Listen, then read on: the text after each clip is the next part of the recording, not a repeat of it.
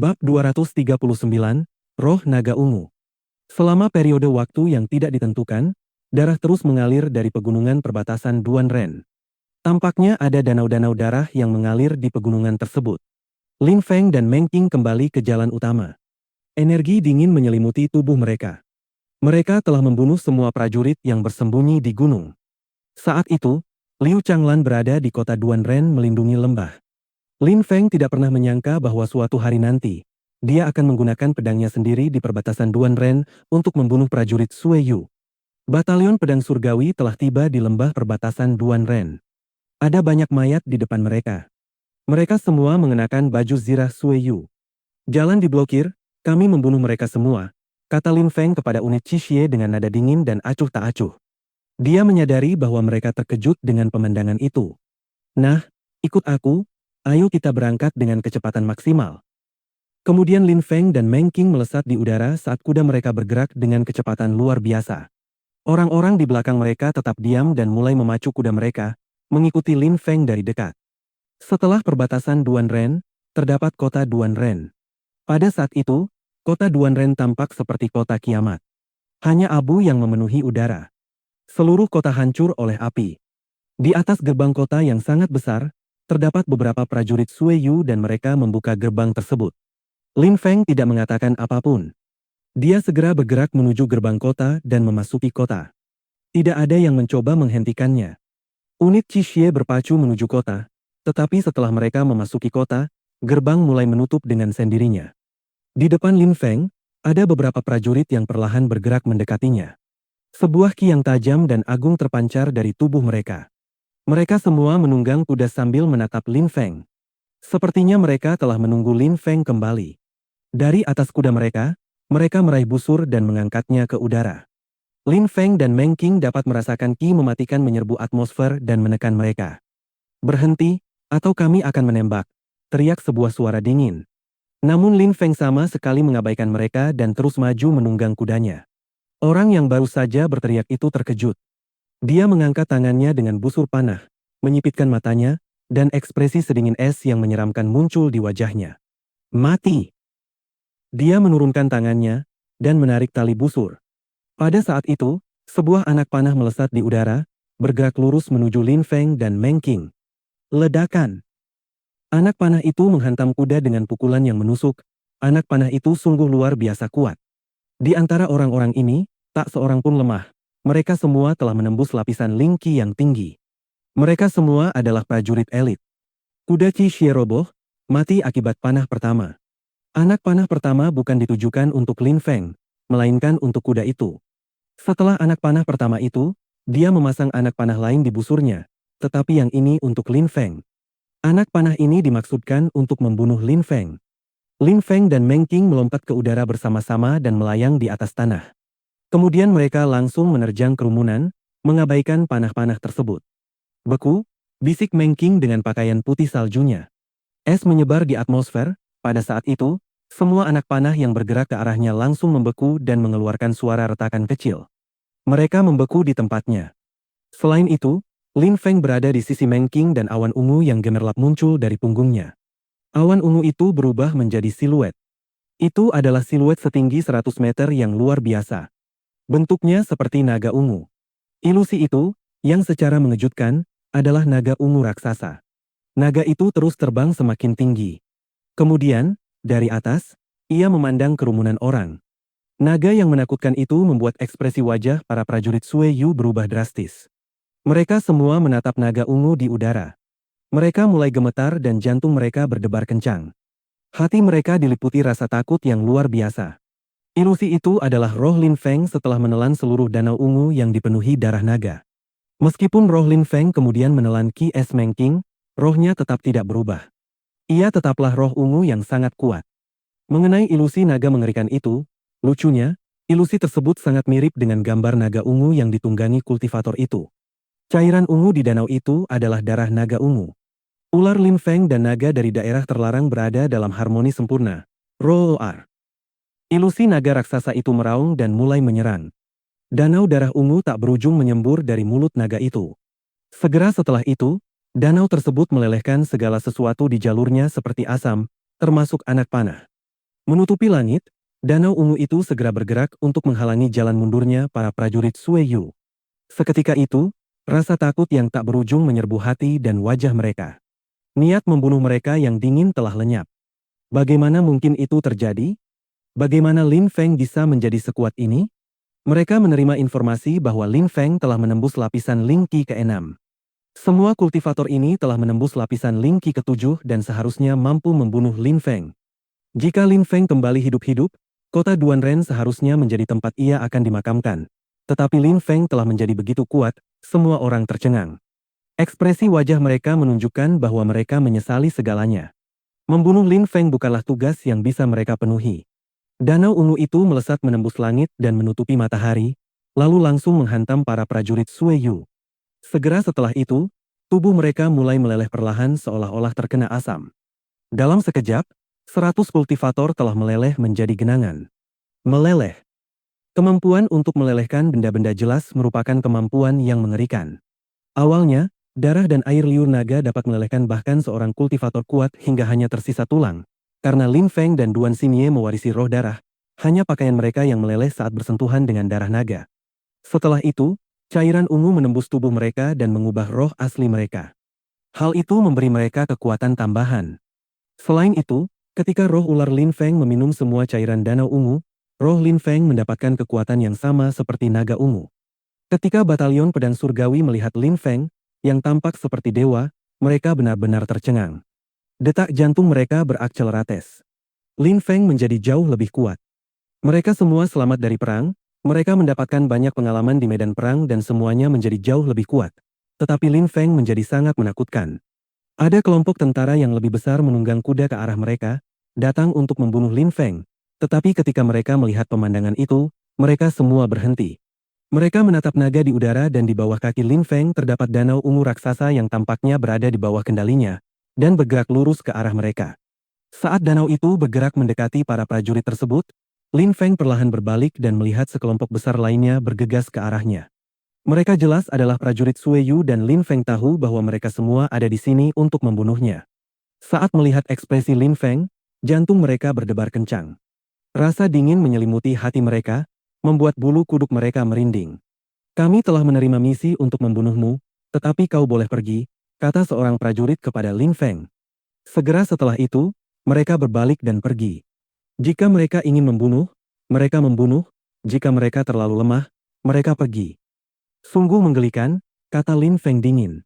Mereka semua telah menerima perintah, tetapi karena nyawa mereka dalam bahaya, mereka melanggar perintah dan pergi. Disiplin macam apa itu? Meng Qing, maaf mengganggumu, tolong sita semua kuda ini untuk kami, kata Lin Feng sambil menoleh ke arah Meng Qing. Kuda mereka telah mati terkena panah. Agak merepotkan baginya untuk menyerang karena dia selalu melebur orang dan kuda mereka secara bersamaan. Baiklah, kata Meng Qing sambil mengangguk. Dia bergerak di udara dan melepaskan Qi Es yang membuat jantung para prajurit Sue Yu berdebar kencang. Dingin sekali. Selain Lin Feng, ada kultivator kuat lainnya, seorang kultivator tingkat Xuan Qi. Dengan kata lain, bahkan jika Lin Feng tidak sekuat ini, mereka semua tetap akan mati. Keinginan untuk membunuh Lin Feng dalam keadaan seperti itu terdengar seperti lelucon. Mereka semua ketakutan. Mereka telah menerima perintah dan harus menanggung konsekuensi dari tindakan mereka. Es. Meng Qing mengangkat tangannya, es pun muncul. Kerumunan orang gemetar. Seketika itu juga, es menyebar, bergerak maju dan menyebar di udara. Semua orang membeku seperti patung. Seketika itu juga, mereka jatuh dari kuda dan meninggal.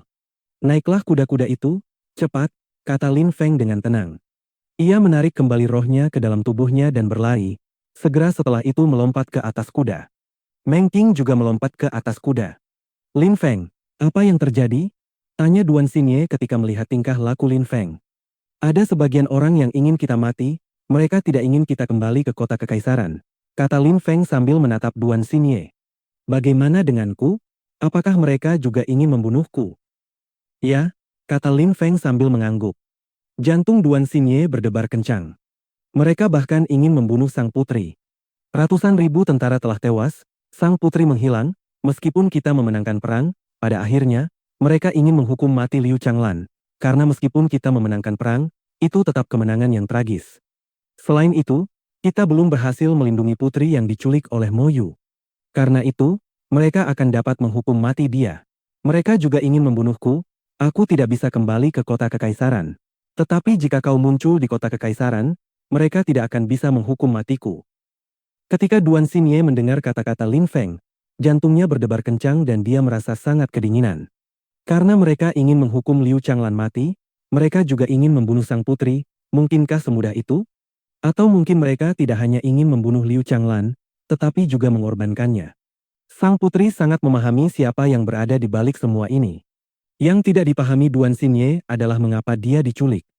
Selain itu, mengapa Sui Yu dan Mo Yu tampaknya bekerja sama? Jika memang berasal dari orang yang dia duga, mengapa mereka harus menculiknya? Mengapa mereka tidak langsung membunuhnya di tempat? Orang yang dipikirkannya adalah saudara laki-lakinya, putra mahkota, Duan Wudao. Dia sangat agresif, brutal, tidak menaati prinsip apapun, dan hidup tanpa moral. Duan Wuya, pangeran kedua, dan dia sangat dekat. Tetapi dia sama sekali tidak dekat dengan putra mahkota. Oleh karena itu, karena dia telah membangkang perintah Duan Wudao, dia harus mati. Bab 240. Mengepung kota kekaisaran. Di luar kota kekaisaran, pemandangan tampak seperti kuali kebencian yang mendidih. Di dalam pun sama ramainya seperti sebelumnya. Saat itu, banyak orang bergerak menuju gerbang yang memisahkan bagian luar dan dalam kota kekaisaran. Pada saat itu, di luar kota kekaisaran, di balik parit yang mengelilingi kota, ki yang tebal dan pekat serta mematikan memenuhi atmosfer dan menyelimuti seluruh area. Orang-orang dan kuda-kuda di belakang sungai semuanya mengenakan baju zirah yang sama. Semua kuda itu adalah kuda Qixie. Mereka mengepung kota kekaisaran. Pada saat itu, pasukan secara mengejutkan telah mengepung kota kekaisaran. Ada beberapa puluh ribu tentara. Sejauh mata memandang, hanya ada tentara. Itu adalah lautan tentara yang luas dan tak terbatas yang semuanya memancarkan ki yang sangat kuat. Sekelompok orang mendekati kota kekaisaran dan melihat pasukan tentara ini. Berbagai macam komentar menyebar di antara kerumunan. Mereka adalah pasukan Qixie. Aku tidak menyangka kavaleri lapis baja yang kuat akan mengepung kota. Tetapi ketika menghadapi kota kekaisaran yang berpenduduk miliaran, beberapa puluh ribu bukanlah apa-apa, itu hanya lelucon. Mereka tidak akan mampu berbuat apa-apa.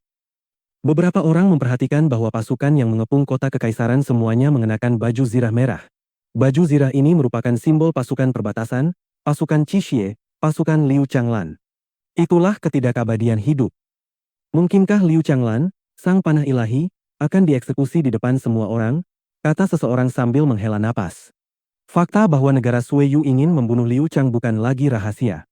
Dikatakan bahwa Liu Changlan tidak mampu melindungi negara dari pasukan Mo Yu dan bahwa ia juga memiliki pengaruh buruk, menciptakan kekacauan di antara pasukan. Dikatakan juga bahwa ia ingin mencegah pasukan Duan Tianlang terlibat pertempuran dengan musuh dan dengan demikian memberi kesempatan kepada Mo Yu untuk menyerang dan membunuh ratusan ribu pasukan. Selain itu, putri telah diculik oleh Mo Yu dan tidak ada yang tahu apakah dia masih hidup atau sudah meninggal. Hanya Lin Feng yang bergegas menyelamatkannya. Namun kenyataannya, Liu Changlan mengikuti rencana Lin Feng. Mereka membantai ratusan ribu pasukan Mo Yu dengan memaksa mereka memasuki kota Duanren dan membakar mereka. Itu adalah rencana yang sangat bagus. Lin Feng dianggap telah meninggal. Dia telah menempuh perjalanan yang sangat jauh di dalam wilayah Mo Yu dan mengandalkan kekuatannya sendiri untuk membunuh orang-orang yang telah menculik putri tersebut. Pada saat itu, dia dan putri tersebut hilang, mereka mungkin telah meninggal, atau mungkin dalam situasi kritis. Selama perang itu, julukan, panah ilahi, telah kehilangan maknanya sementara Lin Feng mungkin telah menemui ajalnya. Sayang sekali, dia adalah seorang pemuda yang kuat dan perkasa, dia mungkin sudah mati pada saat itu. Kerumunan orang memandang ke langit, sinar matahari menyilaukan mata. Masih ada beberapa jam lagi sebelum eksekusi Liu Changlan. Pada saat itu, gerbang kota kekaisaran tertutup rapat, tidak ada seorang pun yang bisa memasuki kota, dan mereka semua berada di sana karena ingin menyaksikan eksekusi Liu Changlan. Pada saat itu, pasukan menjadi gelisah. Segera setelah itu, kerumunan melihat mereka melompat ke atas kuda mereka dan mengambil busur dari punggung mereka. Ini adalah pemberontakan bersenjata. Demi Liu Changlan, pasukan Qixie secara mengejutkan ingin menyerang kota kekaisaran. Kerumunan itu tercengang. Pasukan yang jumlahnya begitu sedikit ingin menyerang kota kekaisaran. Mereka pasti akan mati jika pasukan itu menyerang. Para penjaga kota kekaisaran tidak akan hanya menonton tanpa bereaksi. Beberapa puluh ribu tentara menyerang, itu hanya bunuh diri, tidak lebih. Itu tidak akan membawa kebaikan apapun. Seperti yang diduga, seorang prajurit berpangkat tinggi melihat pasukan itu bergerak dan tertawa dingin. Prajurit berpangkat tinggi itu bernama Meng Gufeng, seorang perwira dengan reputasi yang cemerlang. Dia sangat memahami apa yang harus dilakukannya saat menghadapi pemberontakan. Dia dapat dengan mudah menumpas mereka. Selain itu, dia juga dapat membiarkan putranya menunjukkan kemampuannya dalam pertempuran dan menyelesaikan masalah ini sendiri. Di sisi Meng Gufeng, ada seorang pemuda. Pemuda itu mengenakan baju zirah. Dia tampak gagah dan berwibawa. Dia sangat tampan. Jika Lin Feng ada di sana, dia pasti akan mengenalinya. Meng Chong. Orang yang kultivasinya pernah dilumpuhkan oleh Lin Feng di masa lalu. Dia adalah putra Meng Gufeng. Meng Chong, aku serahkan perintahnya padamu, bagaimana menurutmu? Meng Gufeng tersenyum, yang membuat Meng Chong senang. Meng Gufeng memungkinkan putranya untuk menunjukkan kemampuannya dalam bertindak, yang akan memungkinkannya naik pangkat jauh lebih cepat. Dia hanya bisa merasa senang tentang hal ini. Baiklah, kata Meng Chong sambil tersenyum. Kemudian dia bergerak ke tepi, masih berdiri di atas gerbang kota kekaisaran dan mengangkat tangannya. Sejumlah besar penjaga Sui Yu mengangkat busur mereka siap menembak pasukan di luar. Saat berdiri di sana, Meng Chong merasa berkuasa, dia bisa memutuskan segalanya dan bahkan bisa memusnahkan pasukan kecil hanya dengan satu perintah. Lin Feng, sungguh disayangkan kau sudah mati. Kalau tidak, aku akan memerintahkan agar kau dibunuh. Meng Chong merasakan kebanggaan kembali memenuhi hatinya. Dia merasa benar-benar berkuasa. Lin Feng telah melumpuhkan kultivasinya dan mempermalukannya. Tetapi pada saat itu, dia memiliki semua kekuatan, Meng Chong dapat memerintahkan agar dia dibunuh. Dia tidak bisa lagi berlatih kultivasi, tetapi itu tidak masalah, dia hanya perlu mengangkat tangannya dan membiarkan pasukan bertarung untuknya. Energi mematikan menyebar di atas gerbang kota kekaisaran. Para prajurit di luar gerbang kota pasrah menghadapi kematian mereka di sini. Mereka jelas mengerti bahwa, jika mereka melawan, mereka akan mati di sini. Pertempuran ini tidak lain hanyalah untuk keadilan. Teriak Ren King Kuang yang berdiri di barisan depan pasukan sambil menatap orang-orang di atas gerbang kota. Mereka telah berjuang dan kehilangan pasukan untuk negara mereka, Sui Yu, tetapi bagaimana Sui Yu memperlakukan mereka? Apakah itu adil? Apakah keadilan itu benar-benar ada? Teriak pasukan dengan marah. Tanah bergetar dan hati mereka pun ikut bergetar. Orang-orang ini akan mengorbankan diri mereka demi keadilan. Meng Chong dan ayahnya, di atas gerbang kota, tersenyum dingin. Keadilan adalah kekuatan dan pengaruh adalah keadilan kita. Bagaimana mungkin keadilan sejati ada di dunia ini? Kata Meng Chong sambil menyeringai jahat. Setelah Lin Feng melumpuhkan kultivasi Meng Chong, hati Meng Chong menjadi semakin jahat. Saudara-saudara, ini adalah pertempuran terakhir kita semua di sini untuk bertempur bersama, para perwira dan prajurit. Kita tidak akan menyesal. Ren King Kuang, di atas kudanya, tampak riang. Pada saat itu, meskipun ia akan mati, ia tetap berpegang teguh pada prinsipnya. Suara anak panah yang menancap di busur memenuhi udara dan energi mematikan menyebar ke seluruh atmosfer. Siap.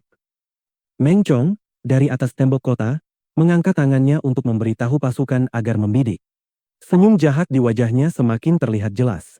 Setelah itu, dia perlahan bergerak untuk bersembunyi dari pertempuran. Ren King Kuang juga mengangkat tangannya di luar tembok, angin sepau-sepau berhembus membuat rambutnya berkibar tertiup angin. Pada saat itu, pria yang sembrono itu tidak mengenakan helmnya. Bibirnya terkatup rapat, otot-ototnya tegang. Perlahan, dia hanya perlu menggerakkan tangannya dan lonceng kematian akan berbunyi. Suara derap kuda menyebar di cakrawala, tetapi tidak seorang pun memperhatikan suara itu. Seluruh kerumunan hanya memandang pasukan di dalam dan di luar kota kekaisaran. Berhenti! Ren King Kuang menurunkan tangannya. Pasukannya siap menembakkan busur mereka kapan saja. Suara derap kuda memenuhi udara dan tanah mulai bergetar. Suara itu menyebar seperti gelombang di antara pasukan. Mereka berlari kencang menuju kota. Suara itu membuat semua orang berhenti melakukan apa yang sedang mereka lakukan. Berhenti, Pak Polisi, ini aku, teriak Lin Feng. Kudanya tampak seperti terbang di udara. Seluruh pasukan terbagi menjadi dua dan membuka jalan sambil mengamati siluet yang baru saja tiba. Ketika Ren King Kuang mendengar suara itu, dia tercengang. Dia menyipitkan matanya, itu suara Lin Feng. Semuanya, berhenti, kata Ren King Kuang. Semua pasukan tercengang. Mengapa mereka menghentikan serangan mereka? Siapa itu? Tentu saja Ren King Kuang ingin mereka berhenti. Jika mereka menyerang, mereka akan dianggap sebagai pemberontak bersenjata, dan para penjaga di tembok kota akan punya alasan untuk membunuh mereka. Namun, jika mereka tidak menyerang sama sekali dan pasukan Sui Yu menyerang mereka terlebih dahulu, mereka akan memiliki alasan untuk membalas. Awalnya, dia pasrah menerima kematian, tetapi Lin Feng tiba sebelum dia menyerang kota. Lin Feng dianggap telah meninggal dan Liu Changlan adalah seorang penjahat. Hanya Lin Feng yang bisa mengubah situasi saat itu. Ren King Kuang berbalik, memandang Lin Feng dan yang lainnya di kejauhan, lalu tersenyum. Jantungnya berdebar sangat kencang. Lin Feng. Ketika pasukan mendengar kata-kata Ren King Kuang, mereka semua tercengang. Negara Sui Yu telah memainkan peran penting dalam menjadikan Lin Feng sebagai pahlawan. Lin Feng adalah pahlawan sejati di hati mereka. Lin Feng telah memperoleh pangkat letnan di Batalion Pedang Surgawi karena membunuh pengawal hitam Mo Yu. Dengan kekuatannya, ia berhasil mengubah jalannya perang. Pada saat itu, Lin Feng muncul kembali. Lin Feng. Di tembok kota, Meng Chong juga melihat siluet itu. Tiba-tiba ia tampak mengerikan dan jahat. Bab 241. Perintah-perintah. Suara derap kuda yang berpacu semakin mendekat. Di puncak gerbang kota, para pasukan tidak menembakkan panah mereka dan perlahan-lahan menurunkan busur mereka sambil memandang siluet-siluet yang berdatangan. Ren King Kuang, teriak Lin Feng. Kemudian dia melompat dari kuda dan melirik pasukan. Semuanya, jangan menyerang, kata Lin Feng. Dia jelas mengerti bahwa jika mereka menyerang, tidak akan ada jalan kembali. Jika mereka menyerang kota kekaisaran, mereka akan dianggap sebagai pemberontak dan pasti akan dieksekusi. Mereka yang bekerja di balik layar tidak peduli dengan nyawa semua prajurit ini. Yang mereka pedulikan hanyalah kepentingan pribadi mereka sendiri. Lin Feng, cepat. Liu Changlan tidak punya banyak waktu lagi, kata Ren King Kuang dengan cemas. Lin Feng mengangguk pelan. Ia memang bergegas karena alasan itu. Ia telah berpacu sepanjang malam menuju kota kekaisaran. Ia tahu bahwa ia tidak boleh lambat. Lin Feng menatap orang-orang di atas tembok kota dan berteriak. Lin Feng kembali ke kota kekaisaran. Bukalah gerbangnya. Lin Feng tahu bagaimana Sui Yu ingin menyingkirkannya. Di satu sisi, mereka ingin membunuhnya, tetapi di sisi lain, mereka membutuhkannya untuk mati di perbatasan tanpa saksi. Pada saat itu, di pinggiran kota kekaisaran, seluruh kerumunan menyaksikan kejadian tersebut. Jika mereka membunuhnya, mereka akan dipaksa untuk menunjukkan niat sebenarnya. Seperti yang diduga, ketika pasukan mendengar nama Lin Feng, mereka semua terkejut. Mereka perlahan menurunkan busur mereka, yang membuat Meng Chong marah. Ekspresi dingin muncul di wajahnya. Dia menatap Lin Feng dengan tajam. Lin Feng, bisik Meng Chong. Kemudian ia berkata dengan nada dingin. Lin Feng diculik oleh Mo Yu. Jika ia ada di sini hari ini, mungkin karena ia telah menjadi pemberontak dan sekarang bekerja sama dengan mereka. Ia tidak bisa memasuki kota kekaisaran. Selain itu, ada juga para pemberontak ini, yang secara mengejutkan berani mengepung kota kekaisaran, bersiap menyerang kita dengan panah mereka. Kita harus membunuh mereka, bersiaplah untuk menyerang. Hah? Lin Feng mengerutkan kening. Serangan? Pemberontak? Sungguh tidak tahu malu. Lin Feng bukan satu-satunya yang terkejut, pasukan di atas gerbang kota juga terkejut, termasuk Meng Gufeng, tetapi perintah harus dipatuhi, sehingga pasukan mengangkat busur mereka lagi, bersiap untuk menembak. Apakah kau berani? Pada saat itu, Duan Xinye juga berada di samping Lin Feng di atas kuda. Kerumunan orang tercengang. Itu adalah sang putri, yang mulia. Meng Chong juga terkejut, bibirnya gemetar. Meng Chong dulu berharap bisa menikahi putri raja suatu hari nanti, tetapi kemudian Lin Feng melumpuhkan kultivasinya. Dia telah menjadi sampah dan tidak akan pernah bisa menikahi Duan Xinye. Selain itu, dia mengerti mengapa pasukan di luar gerbang kota ingin bertempur. Dan ketika dia memikirkan hal itu, ekspresi mengerikan muncul di wajahnya. Api, teriak Meng Chong sambil melambaikan tangannya. Dia tampak sangat kejam. Ketika Meng Chong selesai berbicara, Meng Gufeng, yang berada di belakang Meng Chong, menjadi pucat. Jangan tembak, teriak Meng Gufeng dengan marah. Meskipun dia ingin membunuh putri Duan Xinye dan Lin Feng, saat itu mereka sudah kembali dengan selamat ke kota kekaisaran, dia tidak bisa lagi membunuh mereka dengan sembarangan. Itu akan menimbulkan banyak masalah. Jika Meng Chong membunuh Lin Feng dan Duan Xinye, itu akan membuat sebagian anggota keluarga kekaisaran senang dan sebagian lainnya tidak senang. Lin Feng mungkin bukan masalah besar, Tapi Putri Kaisar? Siapa yang akan bertanggung jawab atas kematiannya? Pikiran-pikiran ini logis dan masuk akal.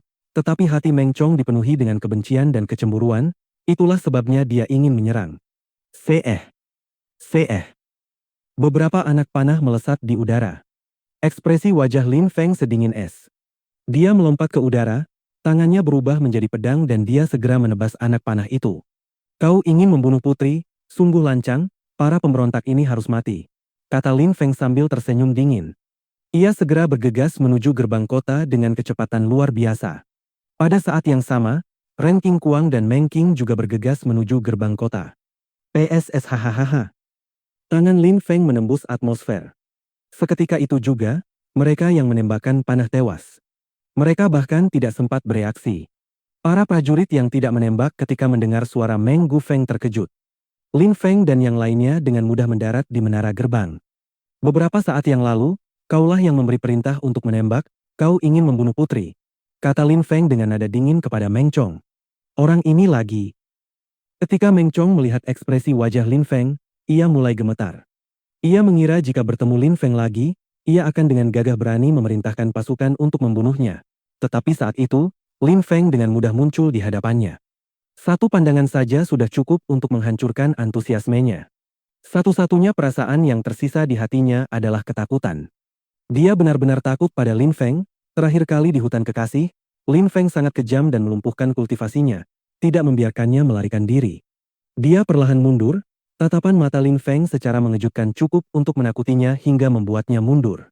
Meng Gufeng melangkah maju dan menatap pemuda di depannya. Ini adalah pertama kalinya dia bertemu Lin Feng, tetapi banyak orang tahu tentang Lin Feng. Meng Gufeng jelas tahu bahwa Lin Feng telah menghancurkan kultivasi putranya, membuatnya menjadi sampah. Meng Chong tidak melakukannya dengan sengaja. Dia tidak tahu bahwa putri ada di sana. Aku sendiri akan membuatnya meminta maaf kepada putri. Meng Gufeng melindungi putranya. Dia membenci Lin Feng. Dia perlu memulihkan perdamaian dan menjauhkan diri dari peristiwa ini. Tidak sengaja, dia tidak tahu.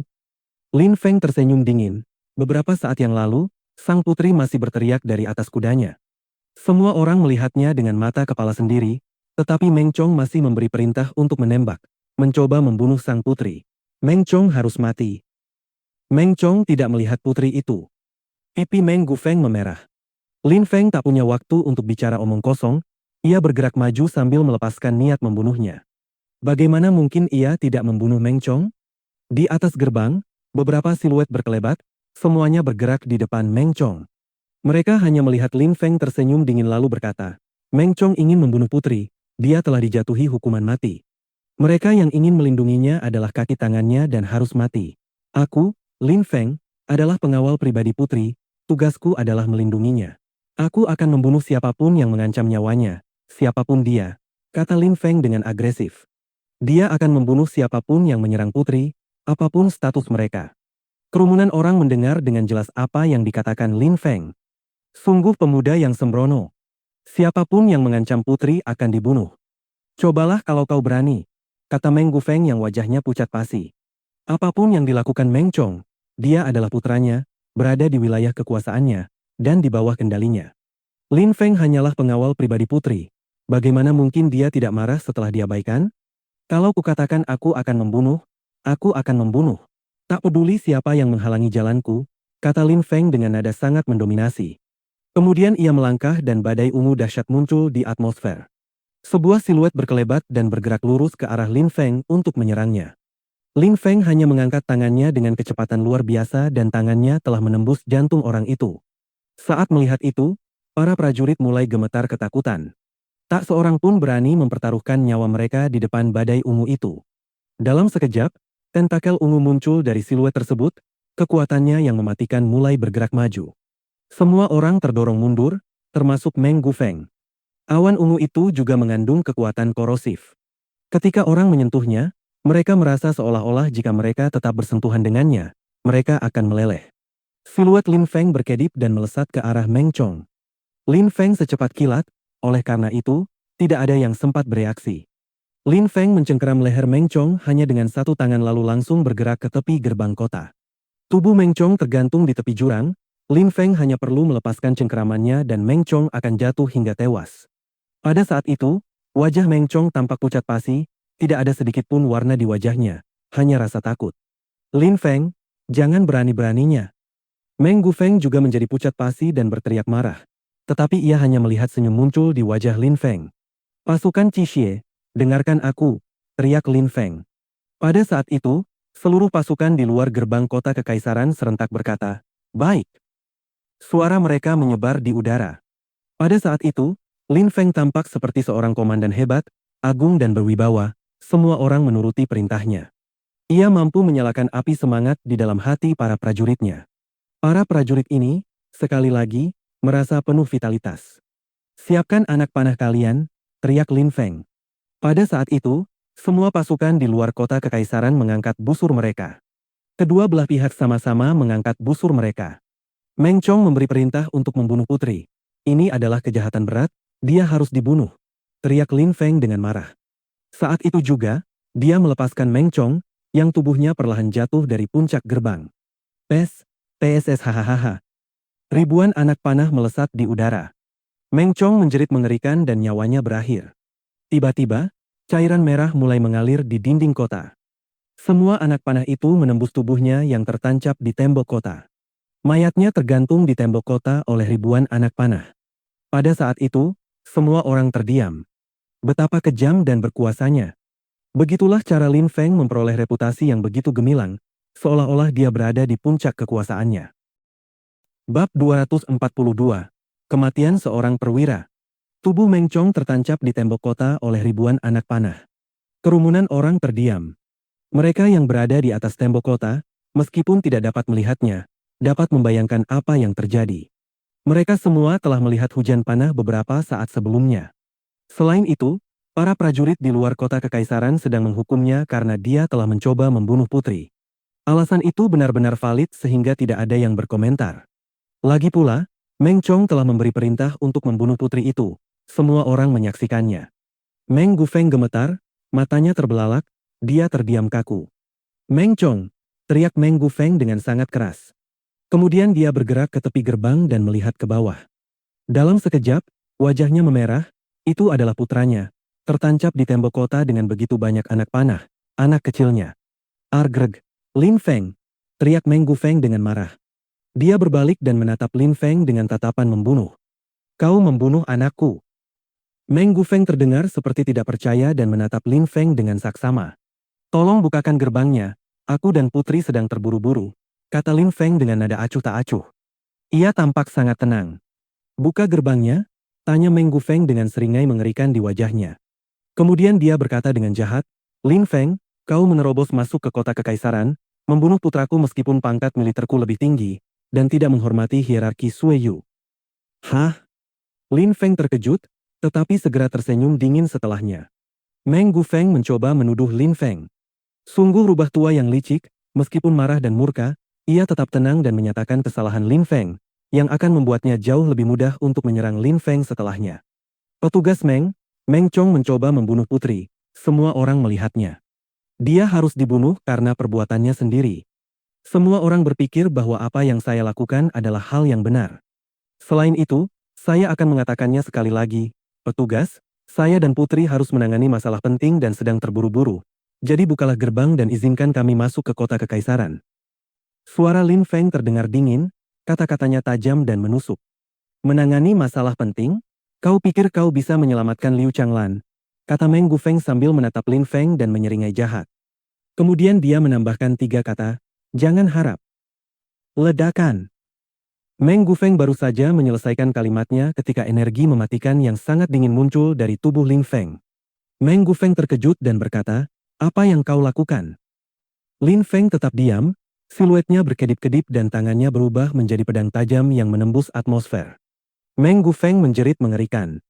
Meng Gufeng mencoba menangkis serangan Lin Feng dengan lengannya, namun Lin Feng malah memotong lengannya dengan serangannya.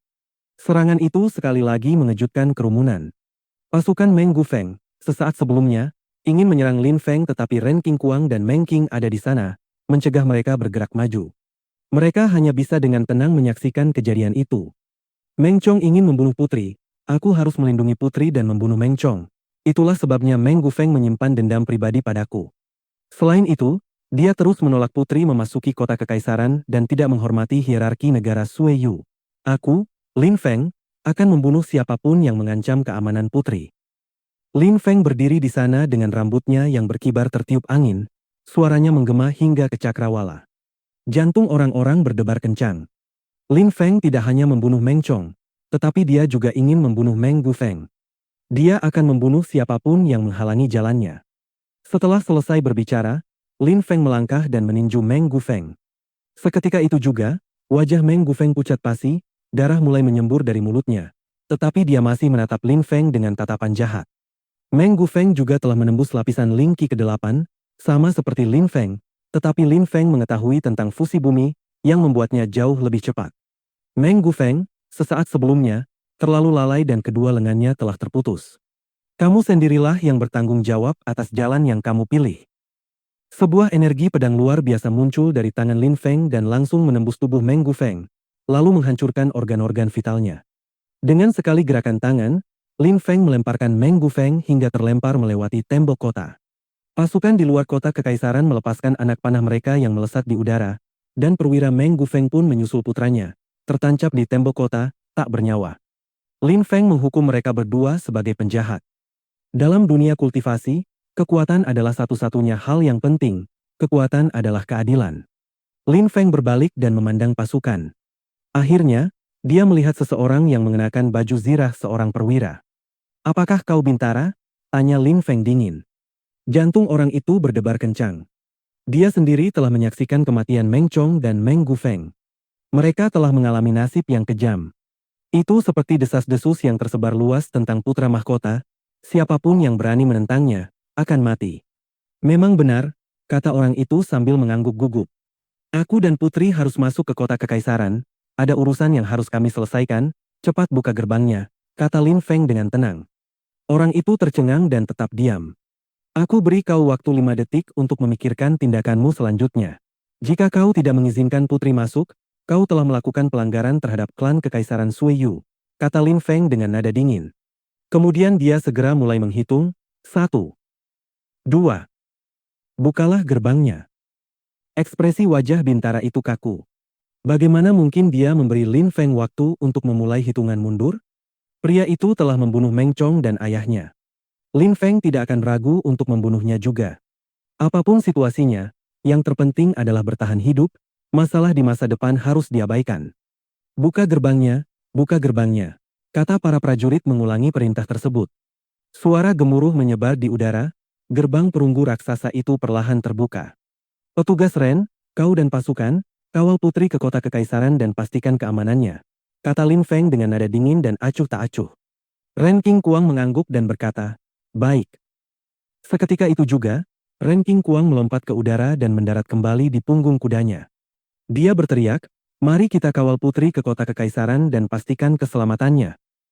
Pasukan, yang meliputi area yang luas dan besar, semuanya mulai berpacu menuju kota kekaisaran. Kerumunan terdiam. Memastikan perlindungan sang putri jelas merupakan alasan untuk mengizinkan pasukan memasuki kota kekaisaran. Namun sang putri tidak mengatakan apapun. Lin Feng mengendalikan seluruh situasi. Siapa yang berani mengatakan apapun? Suara derap kuda yang berlari kencang di tanah tak henti-hentinya terdengar. Lin Feng menunggu semua pasukan memasuki kota kekaisaran, lalu ia dan Meng Qing pun ikut masuk. Tergantung di tembok kota kekaisaran terdapat 2 mayat yang tertancap banyak anak panah. Pemandangan itu, seperti sebelumnya, sangat mengejutkan bagi siapapun yang melihatnya. Lin Feng adalah seorang pemuda luar biasa yang hatinya dipenuhi keberanian. Ia berhasil membalikan jalannya peristiwa sekali lagi. Ia begitu berani sehingga ia bahkan membunuh Meng Chong dan perwira Meng tanpa ragu-ragu. Ia membunuh mereka dengan kejam. Tentu saja, untuk menjadi berani, seseorang juga harus memiliki kekuatan yang sesuai. Lin Feng dapat dengan mudah mengalahkan perwira Meng Gufeng yang telah menembus lapisan Qi ke-8. Dia sangat kuat. Kerumunan orang telah melihat betapa dahsyatnya kekuatannya. Jika dia tidak mati, suatu hari nanti dia akan menjadi seganas 8 pejabat tinggi Sueyu. Selain itu, dia akan segera menjadi lebih kuat, bahkan lebih mengerikan, daripada para pejabat tinggi di peringkat terbawah. Bab 243. Petugas Qi Xie. Di kota kekaisaran, terdapat sebuah alun-alun yang sangat luas yang terbuat dari batu biru. Tempat itu terletak di distrik yang ramai di kota kekaisaran. Arus orang yang menuju ke arah sana sangat besar. Di tengah alun-alun itu, terdapat tangga berwarna merah terang yang terbuat dari logam dan memancarkan cahaya yang menyilaukan. Tangga itu mengarah ke panggung berwarna putih. Di atas panggung itu, terdapat sebuah pilar logam besar yang memiliki simbol salib di bagian atasnya. Rantai-rantai tergantung dari salib itu. Terdapat dua kait yang sangat tajam, pemandangannya sangat mengejutkan. Tujuan dari kedua kait ini adalah untuk menusuk lengan seseorang yang terikat pada salib tersebut. Panggung itu adalah panggung hukuman mati dan digunakan untuk membunuh mereka yang memiliki status sosial tinggi tetapi telah membuat marah keluarga kekaisaran. Dengan demikian, semua orang dapat menyaksikan eksekusi tersebut. Setelah membunuh penjahat, mayatnya akan digantung di salib dengan menusuk lengannya menggunakan kait. Tubuh itu kemudian akan digantung di sana selama berminggu-minggu sebagai peringatan bagi semua orang. Hal itu memberitahu semua orang tentang hukuman yang akan diterima jika membuat marah keluarga kekaisaran. Pada saat itu, terdapat lautan manusia di sekitar panggung hukuman mati. Mereka benar-benar memenuhi alun-alun yang luas itu. Namun, mereka yang berada tepat di sekitar panggung hukuman mati semuanya adalah prajurit Sueyu. Tidak ada seorang pun yang bisa mendekati panggung tersebut. Aku benar-benar tidak pernah menyangka bahwa Jenderal Liu Changlan, sang panah ilahi, yang begitu agung dan terkenal, akan berakhir di sini hari ini. Di antara kerumunan, beberapa orang menghela napas. Mereka menatap siluet di atas panggung, tepat sekali itu Liu Changlan. Saat itu, tubuh Liu Changlan terikat. Meskipun dianggap sebagai penjahat dan akan dibunuh, ia tampak tidak rendah hati maupun sombong. Liu Changlan tidak menyesal, dia tidak bersalah. Di hadapan kerumunan, dua mata indah menatap Liu Changlan di atas panggung. Air mata berkilauan mengalir di pipinya yang merah merona. Ayah, kau telah mengorbankan masa mudamu untuk Sueyu dan bahkan mengabdikan seluruh hidupmu untuknya. Dan beginilah cara mereka mengungkapkan rasa terima kasih mereka. Sosok cantik itu adalah Liu Fei. Ia tampak lebih dewasa dan lebih cantik daripada saat masih di Sekte Yunhai. Tetapi saat itu, ia merasa kesepian, putus asa, dan tanpa harapan. Hatinya hancur berkeping-keping. Fei Fei, ingat apa yang ayahmu katakan padamu, jaga dirimu baik-baik, teruslah hidup. Kau hanya akan bisa membalaskan dendamnya jika kau masih hidup. Di samping Liu Fei berdiri seorang pria parubaya, ia tampak tenang tetapi hatinya juga terasa sakit, terutama ketika melihat Duan Tianlang. Ia berharap bisa memotong organ-organnya dan mandi dalam darahnya. Semua ini terjadi karena Duan Tianlang, termasuk kematian ratusan ribu tentara, tetapi dia menyalahkan Liu Changlan atas semua itu.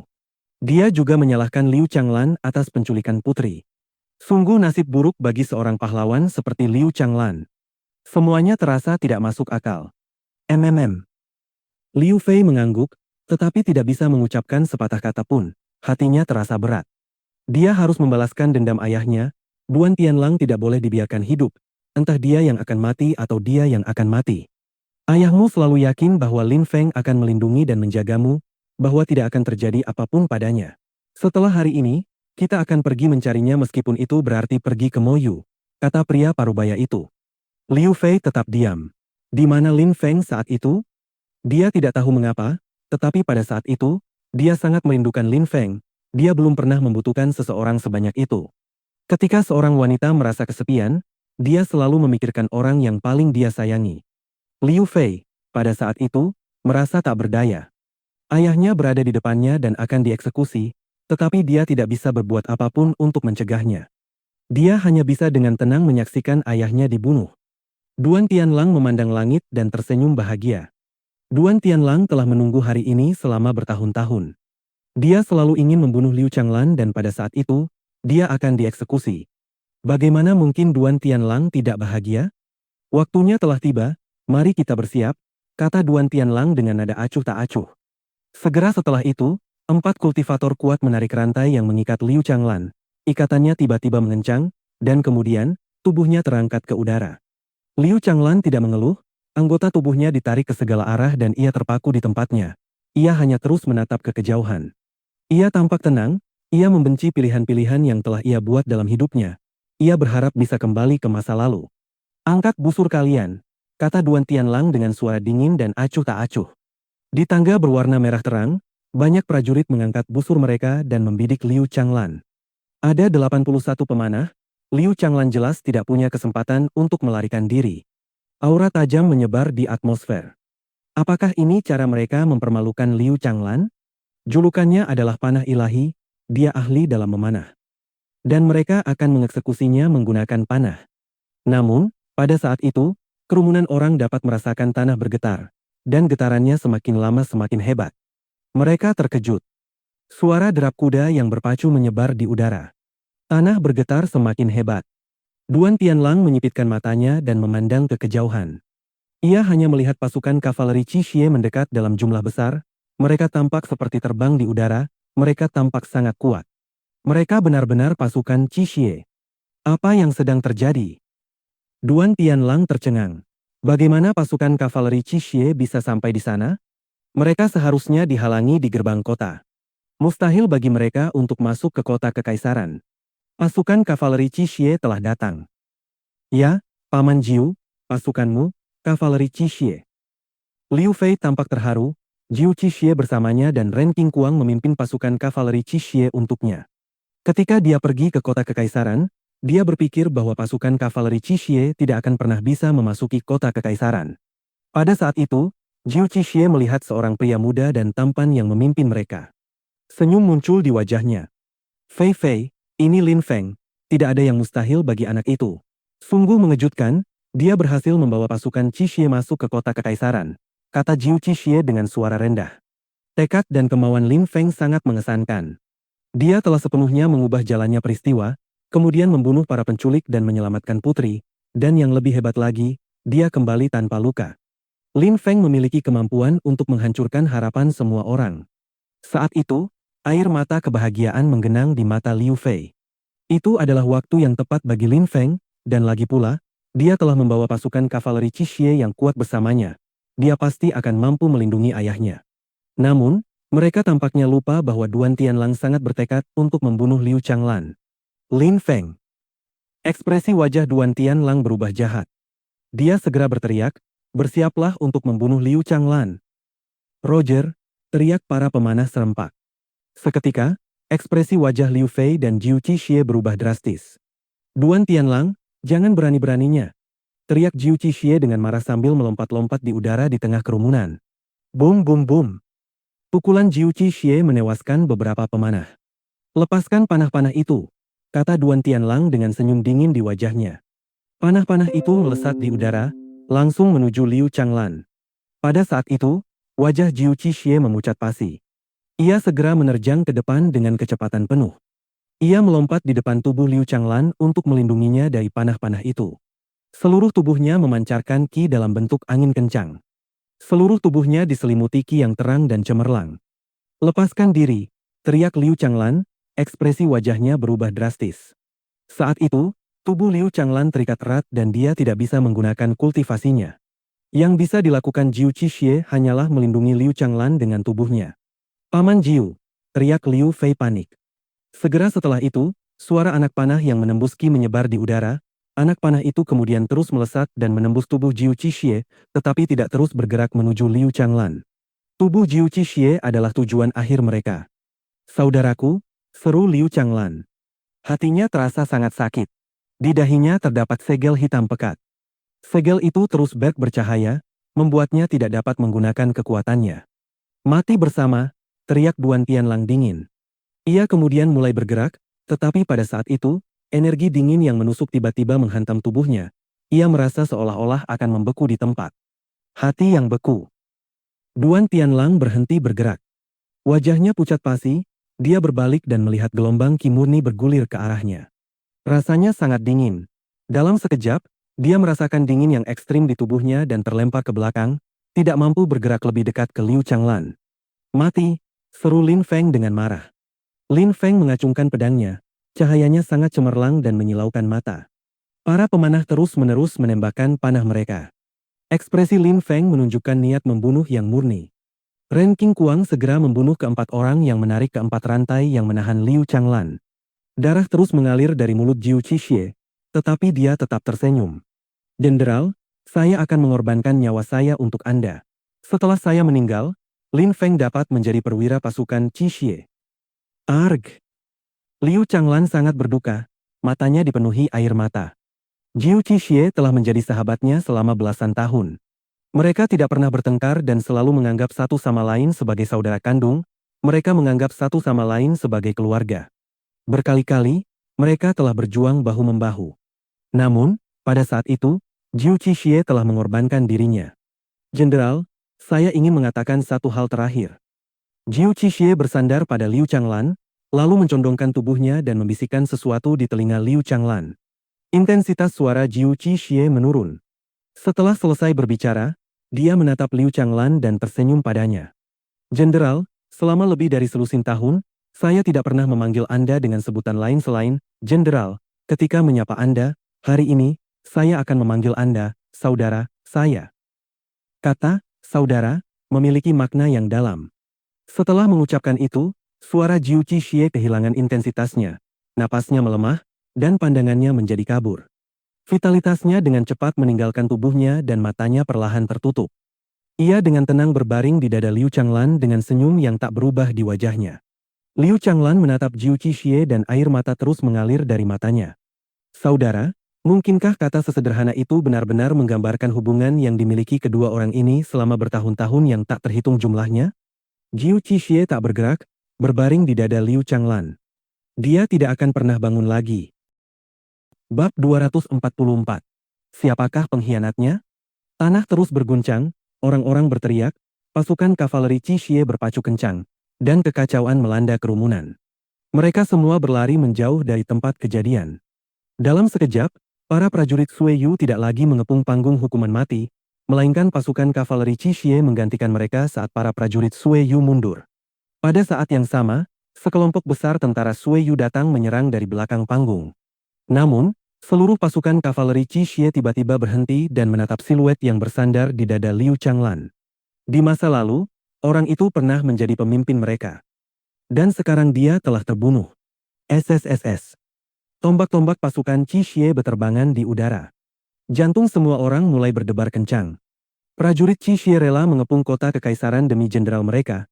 Mereka juga mampu menyerang prajurit Sueyu demi perwira mereka.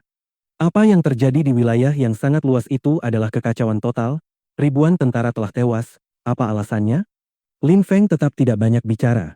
Jiu Qixie adalah seorang pemimpin sejati dan pria hebat. Pedang Lin Feng berayun di udara. Dia memotong rantai yang melilit tubuh Liu Changlan, tetapi Jiu Qixie masih bersandar padanya, dalam diam. Lin Feng, kau datang ke kota kekaisaran bersama pasukan pemberontak dan secara pribadi menyelamatkan penjahat, Liu Changlan. Kau pantas dihukum mati, kata Duan Tianlang dengan suara dingin, sambil menatap tajam ke arah Lin Feng. Pasukan pemberontak? Tanya Lin Feng sambil menatap tajam Duan Tianlang. Nada suaranya pun dingin. Mati, teriak salah satu prajurit Qixie. Mati! Teriakan itu mengintimidasi dan berat. Energi mematikan menyebar di atmosfer. Prajurit Qixie mengangkat tombak panjangnya. Berhenti, teriak Lin Feng sambil berbalik. Seketika, semua orang terdiam, mereka semua menatap Lin Feng, mereka tidak mengerti mengapa dia menghentikan mereka. Namun demikian, mereka semua berhenti bergerak dan tetap diam. Aku tidak memberi kalian perintah untuk menyerang. Jika kalian menyerang, aku sendiri yang akan membunuh kalian, kata Lin Feng dingin. Jantung para kavaleri Qixie berdebar kencang. Tetapi ketika mereka melihat betapa tegasnya tatapan Lin Feng, mereka semua terdiam. Kepung panggung itu, kata Lin Feng dingin. Para prajurit Qixie menuruti perintahnya dan mulai berpacu. Dalam sekejap, para prajurit Qixie mengepung seluruh panggung hukuman mati sehingga tidak setetes air pun bisa menetes. Pada saat itu, Lin Feng telah menjadi semacam panutan bagi para prajurit ini. Meskipun dia bukan atasan langsung mereka, semua orang mematuhi perintahnya. Kamu akan mati. Duan Han berdiri di samping Duan Tianlang, dia menyipitkan matanya dan menatap Lin Feng dengan tajam. Lin Feng telah memimpin pasukan pemberontak. Meskipun Lin Feng dianggap sebagai pahlawan di Sueyu, dia telah melakukan kejahatan dan harus menanggung akibatnya. Lin Feng melirik Duan Han dengan dingin. Jantung Duan Han berdebar kencang. Ia kemudian menutup mulutnya, dan Lin Feng mengabaikannya seperti serangga. Ia mulai berjalan ke depan panggung hukuman mati. Bawa yang mulia ke sini, kata Lin Feng. Segera setelah itu, beberapa prajurit bertopeng perunggu perlahan tiba, di belakang mereka tampak siluet cantik di atas kuda. Wanita cantik itu membuat jantung orang berdebar kencang. Dia tampak murni dan mulia. Luar biasanya, Dia adalah Putri Sueyu, Duan Xinye. Putri, Anda telah kembali. Lin Feng benar-benar pergi menemui Mo Yu sendirian dan kembali bersama sang putri. Pikir beberapa orang di kerumunan sambil memandang siluet cantik itu. Mengenai Duan Tianlang, dia menyipitkan matanya. Bukan hanya Lin Feng yang datang, tetapi juga sang putri. Para prajurit, beri hormat kepada putri kalian, kata Lin Feng sambil melirik para prajurit. Mereka tidak mengerti apa yang sedang dilakukan Lin Feng saat itu, tetapi berlutut dengan satu lutut dan berteriak serempak, "Yang mulia!" Lin Feng dengan tenang memandang para prajurit yang mengelilingi panggung hukuman mati dan berkata dengan dingin, "Mengapa pasukan Duan Tianlang tidak memberi hormat kepada putri? Bukankah dia putri kalian? Apakah kalian benar-benar tidak sopan?" Duan Tianlang tercengang, dia langsung berteriak dingin, "Mengapa kau tidak berlutut?" Para prajurit Sueyu menuruti perintah tersebut dan berlutut, sambil berteriak serempak, "Yang mulia!" Duan Tianlang memberi hormat kepada Yang Mulia. "Yang Mulia telah kembali, ini adalah kabar baik bagi negara kita, Sueyu," kata Duan Tianlang sambil sedikit membungkuk dan menundukkan kepala. "Semua ini berkat Lin Feng," kata Duan Xinye dengan tenang sambil menatap Duan Tianlang dengan dingin. Ketika Duan Tianlang mendengar cara bicara Duan Xinye, ekspresi wajahnya berubah. Dia tidak tahu harus berkata apa. Dia ingin Lin Feng mati dan menuduhnya telah membawa pasukan pemberontak. Tetapi pada saat itu, Lin Feng telah kembali bersama sang putri, yang merupakan prestasi militer yang luar biasa. Seperti yang diharapkan, Lin Feng adalah pahlawan muda negara kita, kata Duan Tianlang sambil mengangkat kepalanya. Lalu berkata dengan suara kecil sambil tersenyum, "Tetapi meskipun Lin Feng menyelamatkanmu, dia tetap melakukan kejahatan besar dengan mengumpulkan pasukan pemberontak dan membawa mereka ke kota kekaisaran. Dan itu bukanlah kejahatan yang sepele." Duan Tianlang masih memikirkan bagaimana dia bisa menuduh orang lain melakukan kejahatan secara palsu, kata Lin Feng acuh tak acuh. Duan Tianlang bersikeras dan berkata, "Perbuatan baik adalah perbuatan baik, kejahatan adalah kejahatan. Aku, Duan Tianlang, harus menyatakan kesalahanmu demi keadilan." "Keadilan? Duan Tianlang, sudah berapa lama kita tidak bertemu? Sepertinya kau semakin tidak tahu malu setiap kali kita bertemu. Kukira tidak mungkin ada yang lebih tidak tahu malu darimu saat terakhir kita bertemu. Tapi sekali lagi kau telah membuktikan aku salah," kata Lin Feng dengan nada dingin. Kerumunan itu tercengang. Lin Feng secara mengejutkan berani menyebut Duan Tianlang tidak tahu malu di depan semua orang. Tanah mulai bergetar lagi dan suara gemuruh menyebar di atmosfer. Kerumunan terkejut. Mereka mundur lagi dan membuka jalan. Pada saat itu, sejumlah besar tentara datang, mereka adalah garda kekaisaran. Duan Tianlang merasa lega. Beberapa saat kemudian, pasukan pengawal tiba. Para prajurit Qixie yang mengepung panggung hukuman mati ingin menyerang, tetapi Lin Feng melambaikan tangannya, memberi isyarat kepada mereka untuk tetap berdiri dan tenang. Dua siluet perlahan muncul dari kelompok pengawal kekaisaran. Salah satunya mengenakan baju zirah, ia tampak gagah dan perkasa. Sementara yang lainnya adalah seorang pemuda tampan, pangeran kedua, Duan Wuya. "Apakah kau membunuh Meng Gufeng dan Meng Chong?" Orang ini adalah Meng Han, perwira pengawal kekaisaran, perwira Meng Gufeng adalah saudaranya, kata Duan Wuya. "Memang benar," kata Lin Feng dengan suara tenang, dingin, dan tanpa emosi. "Hah?" Duan Tianlang tercengang. Lin Feng telah membunuh Meng Gufeng dan Meng Chong?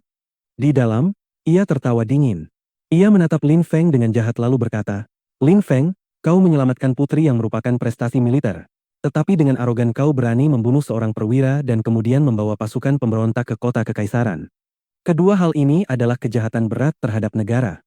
Untuk membayar kejahatanmu, satu-satunya solusi adalah kematian." Kemudian, Duan Tianlang berbalik dan menatap Duan Wuya, "Yang mulia, mohon hukum Lin Feng atas kejahatannya." Duan Wuya tampak tenang, ia telah menguasai emosinya dengan sempurna. Senyum tipis muncul di sudut mulutnya dan ia berkata, "Lin Feng, Duan Tianlang ingin menghukummu atas kejahatanmu, apakah ada yang ingin kau katakan?" "Ya," kata Lin Feng sambil sedikit mengangguk, lalu segera menoleh ke Duan Tianlang dan berkata, "Duan Tianlang, selama perang, karena ingin membunuhku, dia menciptakan kekacauan di dalam pasukan kita, sehingga pasukan Mo Yu dapat memanfaatkan kelemahan yang dia ciptakan.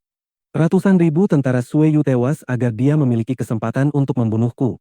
Itu adalah pertumpahan darah. Sekarang dia ingin menghukumku atas kejahatanku dengan hukuman mati. Kurasa itu sama sekali bukan hal yang aneh." Ketika Lin Feng selesai berbicara, kerumunan itu tercengang. Duan Tianlang telah menyebabkan kekacauan di dalam pasukan mereka sendiri, karena dia ingin membunuh Lin Feng? Dari apa yang mereka dengar, Liu Changlan bertanggung jawab atas hal itu. Dia bicara omong kosong, Yang Mulia. Lin Feng bukan hanya pengkhianat tetapi juga tikus kecil yang suka berbohong. Jangan percaya padanya, kata Duan Tianlang. Tentu saja, dia tidak akan mengakui kesalahannya. Lin Feng tahu betul itu. Duan Tianlang menyebutku pengkhianat. Namun dia tidak memberikan penjelasan dan menginginkan hukuman. Pada saat kapan aku memberontak? Tanya Lin Feng. Kau datang ke kota kekaisaran dengan pasukan pemberontak. Membunuh Meng Gufeng dan Meng Chong, kau mengepung panggung hukuman mati dan menyelamatkan Liu Changlan. Seorang penjahat, semua orang melihat ini dengan mata kepala mereka sendiri. Apakah itu cukup? Tutup mulut kotormu, teriak Lin Feng dengan marah. Matanya memancarkan niat membunuh, dia sangat kesal. Kemudian dia menunjuk ke arah pasukan kavaleri Qixie. Duan Tianlang, para prajurit ini telah dengan gagah berani melawan musuh. Kita mengepung mereka di dalam kota dan membakar mereka hidup-hidup di dalamnya. Kita membunuh ratusan ribu pasukan Moyu. Pada akhirnya mereka terpaksa mundur. Saat itu, aku bertanya padamu, di mana kau? Kau sudah meninggalkan pasukan dan lari kembali ke kota kekaisaran seperti anjing kecil yang ketakutan. Kau benar-benar berani. Lalu bagaimana sekarang? Kau menyebutku pengkhianat, tapi aku ingin bertanya padamu, siapakah kau sehingga berani menyebutku pengkhianat? Apakah kau yang memutuskan? Status apa yang kau sandang sehingga kau berpikir bahwa dengan menyebutku pengkhianat, aku langsung menjadi pengkhianat? Suara Lin Feng terdengar sangat dingin. Duan Tianlang terdiam. Kerumunan juga tercengang. Mereka telah membunuh ratusan ribu tentara Moyu di kota Duanren dan membuat mereka mundur. Pada saat itu, Duan Tianlang sudah melarikan diri. Bagaimana mungkin dia menghakimi kesalahan orang lain? Bab 245. Interogasi Duan Tianlang. Duan Tianlang tampak muram, lalu berkata dengan dingin, kota kekaisaran adalah tempat suci di Sueyu. Apakah wajar jika pasukan memasukinya secara paksa tanpa izin? Apakah wajar membunuh seorang perwira dan putranya saat memasuki kota? Jika itu bukan pengkhianat, lalu apa? Aku dan putri bergegas kembali ke kota kekaisaran, lalu beberapa prajurit mencoba membunuh kami, lagi pula, mereka semua adalah prajurit Sueyu. Mereka tahu bahwa putri ada di sana, tetapi mereka tetap mencoba membunuh kami. Aku ingin bertanya kepadamu, Duan Tianlang, bukankah seluruh pasukan sekarang mengikuti perintahmu? Omong kosong, bagaimana mungkin mereka menjadi prajuritku? Bantah Duan Tianlang dengan marah. Baiklah, bagian yang paling menggelikan adalah, bahkan jika mereka bukan tentaramu, peranku adalah melindungi putri dan aku memerintahkan kavaleri Qixie untuk melindunginya dan menemani putri ke kota kekaisaran. Namun, Duan Tianlang, kau menyebutku pengkhianat dan ingin membunuhku. Kau juga menyebut tentara-tentara ini sebagai pasukan pemberontak. Jika aku memahami argumenmu, kau jelas mengatakan bahwa kami adalah pasukan pemberontak dan pantas mati, karena kami melindungi putri dari pasukan tentara Sueyu yang tak terhitung jumlahnya yang kau klaim bukan di bawah kendalimu. Benarkah begitu? Kata-kata Lin Feng membuat wajah Duan Tianlang muram. Lin Feng hanya mengucapkan beberapa kata, tetapi dia telah membongkar Duan Tianlang. Kata-kata terakhir Lin Feng begitu fasih sehingga membuat Duan Tianlang terpojok. Tentu saja, melindungi putri bukanlah kejahatan. Tetapi kematian perwira Meng Gufeng dan Meng Chong, bagaimana kau menjelaskannya? Masalahnya tidak sesederhana yang kau ingin orang lain percayai, kata Duan Tianlang dengan tatapan jahat. Aku berada di luar kota kekaisaran. Meng Chong tahu bahwa putri ada di antara kita, tetapi tetap memberi perintah kepada prajurit Sueyu untuk menembakkan panah ke arah kita, termasuk putri. Duan Tianlang, aku, Lin Feng, ingin bertanya kepadamu, apakah membunuhnya adalah hal yang benar untuk dilakukan? Duan Tianlang menyipitkan matanya dan berkata, ya, dia memang pantas mati. Baiklah, kalau begitu, aku akan menanyakan hal lain. Ayah Meng Chong, perwira Meng Gufeng, menyuruh putranya memberi perintah untuk membunuh putri dan kemudian melakukan pelanggaran lain dengan mencegah putri memasuki kota kekaisaran. Apakah membunuhnya adalah hal yang benar untuk dilakukan? Suara Lin Feng dingin dan tajam. Itu adalah hal yang benar untuk dilakukan, kata Duan Tianlang setuju dengan Lin Feng. Duan Tianlang, kau sendiri yang bilang, mereka pantas mati, jadi sekarang aku ingin bertanya padamu, kejahatan apa yang telah kulakukan? Apakah aku pengkhianat karena datang ke kota kekaisaran bersama para prajurit yang melindungi putri? Kata Lin Feng dingin sambil menatap Duan Tianlang. Lin Feng telah mencegah pasukan Qixie menyerang karena dia punya rencana. Beberapa puluh ribu tentara adalah jumlah yang sangat kecil. Jika mereka menyerang, Mereka akan langsung dianggap sebagai pasukan pemberontak dan akan dimusnahkan. Hemp, kau melindungi putri, itu memang perbuatan terpuji, tetapi beberapa saat sebelumnya, kau membunuh beberapa tentara yang termasuk pasukan penegak hukum dan menyelamatkan penjahat Liu Changlan. Bukankah itu kejahatan? Tentu saja itu bukan kejahatan, kata Lin Feng sambil menatap Duan Tianlang, lalu melanjutkan, Jenderal Liu Changlan pergi berperang dan melawan Mo Yu demi negara kita, Sui Yu, tetapi kau meninggalkannya. Kau seorang pembelot yang menuduhnya melakukan kejahatanmu sendiri. Bagaimana mungkin aku tidak menyelamatkannya? Seorang desertir. Duan Tianlang memasang ekspresi mengerikan di wajahnya. Lin Feng, sekali lagi, mempermalukannya di depan semua orang. Duan Tianlang, tak perlu terburu-buru membela diri. Aku sudah menjawab begitu banyak pertanyaan, namun kau sendiri juga punya kesalahan yang harus dipertanggungjawabkan. Kata Lin Feng sambil tersenyum, namun senyum itu tidak tulus. Kemudian ia melanjutkan. Duan Tianlan, pasukan kavaleri Qi Xie dan aku sedang melindungi putri. Mengapa kau tidak bisa membedakan yang baik dari yang buruk? Mengapa kau mengatakan bahwa kami telah melakukan kejahatan? Mengapa kau terburu-buru menuduh kami melakukan berbagai kejahatan? Mengapa kau berusaha setiap saat untuk menghukumku mati? Selain itu, ketika aku datang ke sini, mengapa kau mencoba mempercepat eksekusi Liu Changlan? Juga, ketika aku dan putri kembali ke kota, kami diserang oleh beberapa regu tentara Sui Yu. Setahuku, kau yang memimpin tentara-tentara itu, bukankah kau yang memerintahkan mereka untuk membunuhku dan putri? Pertanyaan-pertanyaan Lin Feng membuat kerumunan orang tercengang. Tampaknya seluruh cerita itu tidak sesederhana yang mereka kira. Semua pertanyaanmu bertujuan untuk merusak reputasiku, aku akan menahan diri untuk tidak menjawabnya, kata Duan Tianlang dingin. Dia tidak peduli, lagi pula apa yang bisa Lin Feng lakukan? Anda berhak untuk tidak peduli, tetapi saya ingin menanyakan sesuatu kepada Anda, apakah Jenderal Liu Changlan telah melakukan kejahatan? Duan Tianlang sangat marah dan benar-benar ingin membunuh Lin Feng, sedangkan untuk Liu Changlan, semua orang tahu tentang dia, tidak ada yang bisa dirahasiakan. Liu Changlan menabur kekacauan di antara pasukan. Menyebabkan kita kalah dalam pertempuran melawan Mo Yu, mengakibatkan kematian ratusan ribu pasukan, dan dia tidak melindungi putri yang diculik. Apakah semua kejahatan ini cukup untuk membuatnya dijatuhi hukuman mati?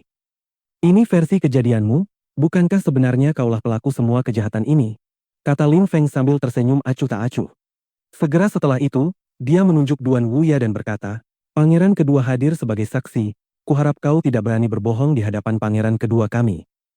Itu aku Duan Tianlang sambil memaksakan kata-kata itu keluar dari mulutnya. Hehe, sungguh tak tahu malu, anjing yang tak tahu malu, tapi di sisi lain, aku tidak heran, kata Lin Feng sambil tersenyum. Nada bicaranya merendahkan Duan Tianlang. Aku hanya ingin bertanya, Duan Tianlang, kau bilang putri itu diculik, tepatnya di mana dia diculik? Apakah dia berada di salah satu tenda Liu Changlan saat itu atau di salah satu tendamu? Lin Feng tersenyum dan berkata, Sang putri ada di hadapan kita, kuharap kau tidak berencana untuk berbohong. Duan Tianlang menatap Lin Feng dengan tatapan kosong. Mulutnya hampir bergerak, tetapi kemudian Duan Wuya berkata, Paman, demi keadilan, tolong jawab pertanyaan Lin Feng. Saya akan bersikap adil. Situasi itu terasa canggung bagi Duan Tianlang, ia berkata dengan suara rendah. Dia berada di salah satu tenda dari perkemahan saya. Ketika orang banyak mendengar Duan Tianlang, mereka langsung riuh rendah, dan yang mengejutkan, itu benar-benar persis seperti yang dijelaskan Lin Feng. Karena itu adalah fakta-faktanya, ada sesuatu yang tidak saya mengerti, jika putri diculik di salah satu tenda Anda, mengapa Liu Changlan harus menanggung tanggung jawabnya? Bagaimana dia bisa melakukan kejahatan? Selain itu, Anda masih berani memerintahkan eksekusi Liu Changlan. Saya ingin mendengar penjelasan Anda. Lin Feng berbicara dengan sangat keras sehingga semua orang dapat mendengar dengan jelas apa yang dia katakan. Tolong jelaskan, teriak semua prajurit Qi Xie yang mengepung panggung hukuman mati. Ekspresi wajah Duan Tianlang benar-benar mengerikan. Pada saat itu, jika Lin Feng dan Duan Xinye tidak kembali, Liu Changlan pasti sudah dieksekusi. Seluruh situasi telah berubah. Liu Changlan adalah seorang jenderal. Dia tidak memastikan keamanan perkemahan dengan benar sehingga memberi pasukan Mo Yu kesempatan untuk menculik putri. Tentu saja itu adalah kejahatan, kata Duan Tianlang mencoba mengalihkan kesalahan lagi, tetapi jelas, argumennya tidak dapat meyakinkan siapapun di antara kerumunan itu lagi. Jadi itu alasannya, kata Lin Feng sambil tersenyum. Ya, aku juga ada di sana, dan saat aku mencoba mengejar para penculik, Pasukanmu menghalangi jalanku dan mengatakan bahwa aku bersekongkol melawan putri. Kaulah yang selalu menginginkan kematianku, segera setelah putri diculik, kau sudah ada di sana untuk mengeksekusiku, tetapi tidak melihat para penculik. Bagaimana kau bisa melakukan itu? Ketika Lin Feng mengatakan itu, semua orang menatap Duan Tianlang dengan harapan mendapat jawaban segera.